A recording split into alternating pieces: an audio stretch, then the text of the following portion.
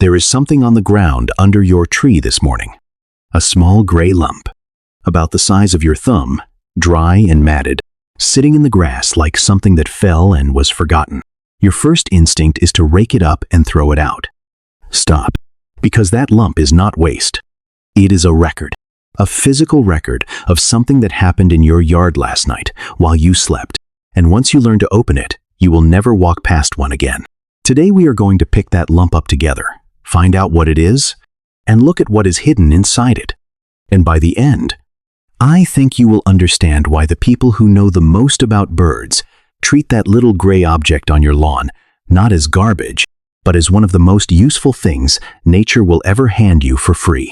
Let's start with what you are almost certainly thinking it is, because nearly everyone gets this wrong, and they get it wrong in the same way.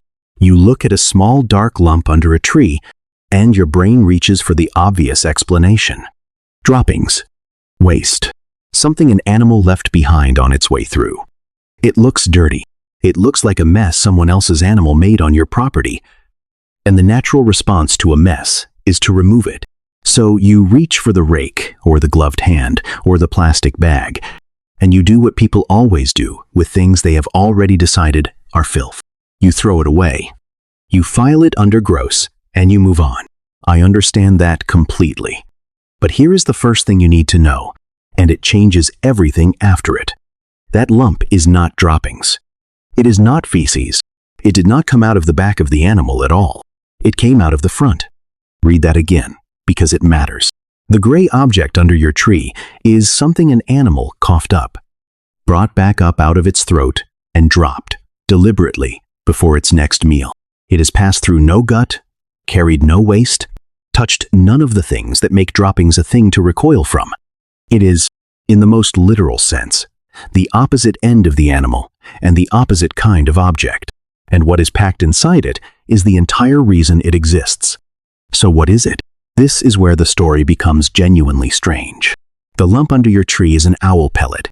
And to understand why an owl would leave such a thing, you have to understand something peculiar about how an owl eats. An owl does not eat the way you imagine a bird eating. It does not peck. It does not tear its food into careful bites.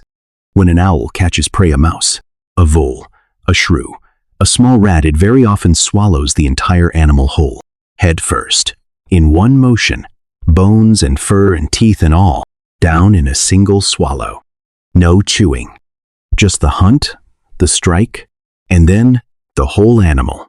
Gone. And this creates a problem. An owl's body can digest meat, but it cannot digest bone. It cannot dissolve fur. It cannot break down teeth or claws or the hard parts of a skull. So the owl's body does something elegant. The soft, digestible parts are pulled out and used. Everything left over, everything the body cannot break down, gets gathered together and slowly pressed into a single tight bundle. The bones, the fur, the teeth, the skull, all of it compacted into one dense lump, wrapped in the very fur of the animal that was eaten. And then, before the owl can hunt again, it has to clear that bundle out. So it brings it back up a slow, deliberate motion, often with the eyes closed, and the pellet drops to the ground below wherever the owl is sitting. The owl does this regularly as a normal part of its life. And every single time, it leaves behind a sealed, packaged summary of what it has been eating. That is the lump under your tree. Not filth. A wrapped bundle of everything an owl could not digest, which means, if you open it carefully, a wrapped bundle of the animals themselves. Now, here is the part that will matter most to you. When you take an owl pellet apart, you do not find mush. You do not find a vague gray paste. You find bones.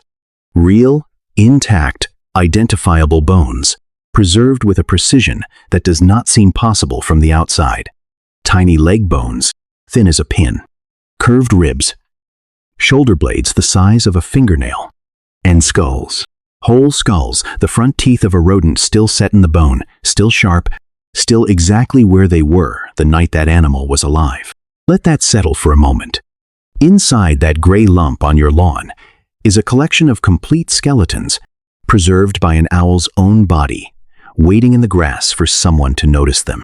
And because those skulls survive intact, something remarkable becomes possible. You can identify them. The skull of a vole is shaped differently from the skull of a mouse. A shrew's tiny jaw looks nothing like the curved orange teeth of a rodent. People who study these things can lay the bones out on a paper towel and read, species by species, exactly what that owl has been hunting. Not a guess. The actual physical remains on the table in front of them. This is why owl pellets are not just a curiosity. They are one of the only ways anyone has ever had to look directly at what a wild predator eats, without a camera, without following it, without disturbing it at all. The owl does the collecting. The owl does the preserving. The owl does the packaging. And then it drops the whole report on the ground and flies off to hunt again. And that brings us to the thing that, once you see it, you cannot unsee. Look at where you found it. Not just that it was under a tree, but whether there was only one lump or several. Because owls are creatures of habit. An owl that finds a good place to sit a sturdy branch, sheltered, with a clear view, comes back to that same spot, night after night. Birders have a word for it. They call it a roost. And here is what that means for you. If you find one pellet, an owl passed through. But if you find several, a small scattered pile, some fresh and dark, some older and gray and crumbling, then you are not looking at a visitor. You are looking at the floor beneath someone's bedroom. An owl has chosen the tree in your yard. It is sleeping above your property. And every one of those pellets is a single night it spent hunting the ground around your home. This is the moment the whole thing turns over. Because what is an owl, really? From the point of view of your yard, it is a silent, nightly, tireless hunter of exactly the animals you least want near your house. Mice, rats, voles, the things that get into your shed, your walls, your stored food, the things that breed quietly in the spaces you cannot see. An owl hunts them in the dark, while you sleep, without a sound, without a trap, without a single drop of poison, and without ever asking you for anything. And the only proof it leaves is the small gray lump you were about to throw away. So here is the line I want you to carry out of this video. An owl pellet isn't garbage. It's a receipt. It is an itemized receipt for a service you have been receiving for free all this time without knowing it. Crack one open and you are reading the bill. Not the cost to you, but the cost to the rodents. You can count the skulls. You can hold the literal remains of the animals that are no longer breeding in your walls, no longer chewing through your storage, because something with silent wings took them out of the equation while you slept. Now, I want to be honest with you about the limits of that, because the honesty is part of what makes it real. You will see people treat a single pellet as a perfect, exact accounting one pellet. One night, this precise number of kills, case closed. The truth is softer than that.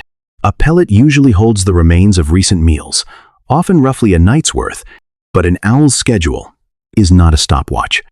And a single lump cannot tell you the hour or the exact tally with certainty. So, if anyone promises you the pellet is an exact daily ledger, they are tidying up a process that is messier than that. But here is what the pellet can tell you, and this is what matters. It tells you, beyond any doubt, that the hunting happened. It tells you what species were taken, because the skulls do not lie. And a pile of them under one tree tells you this is not a fluke. It is a residency, an ongoing relationship between a predator and the ground around your home. You may not get the exact number. You absolutely get the truth underneath it. Something is working for you out there, every night. And this is the proof it leaves behind. So what should you actually do about the lump under your tree? First, the distinction I never want you to get wrong again. A pellet is not droppings. A pellet is a dry, firm, oval lump, gray or brown, often with fur visibly felted on the outside and hard little fragments inside when you press it. Droppings are a different thing entirely, wetter, looser, white-streaked, and not something to pick apart. Learn the difference once, and you will never mix them up again. Second, if you want to open one, and I think you should, at least once, do it safely. Wear gloves. The pellets sold for classrooms are heat-treated to make them sterile, but a wild pellet off your lawn is not. So Treat it with respect. Gloves on, a surface you can clean, and wash your hands thoroughly afterward. Soak it in a little warm water to loosen it. Then tease it apart gently with a toothpick. Work slowly. The bones are tiny and break if you rush. And as the fur falls away and the first white skull appears, you will understand why people get hooked on this. You are holding a piece of a hunt you were never meant to witness. Third, leave the rest where they are. The pile under your tree is not a mess. It is the marker of a roost, a sign that a hunter has chosen your property and is doing, every night, work you would otherwise pay someone to attempt with traps and chemicals, and far less success. By every measurable standard, that bird is the best thing that could be living above your home, and the pellets are simply the receipts it leaves behind. Go back, now, to where we started. That small gray lump under your tree this morning, the one your hand was already moving to rake away. It is not waste. It is a sealed, perfectly preserved record of a silent hunt that happened over your sleeping house, left there by a creature that asks you for nothing and protects your home for free. You were one motion away from throwing the evidence in the trash without ever knowing it was there. Instead, you stopped. And now you know how to read it. So here is your assignment, and I hope you do it. The next time you find one of these, and now that you know what to look for, you will start finding them. Pick it up with a glove. Soak it, open it gently with a toothpick, and count the skulls inside. Then come back and tell me your number in the comments below. How many did your owl take? I read every single one, and this is exactly the kind of thing this community was built for. The people who stop, who look, who pick up the thing everyone else throws away. And if you want to learn about another quiet signal nature has been leaving on your property, another thing most people walk straight past without realizing what it's telling them, the next video is already waiting for you.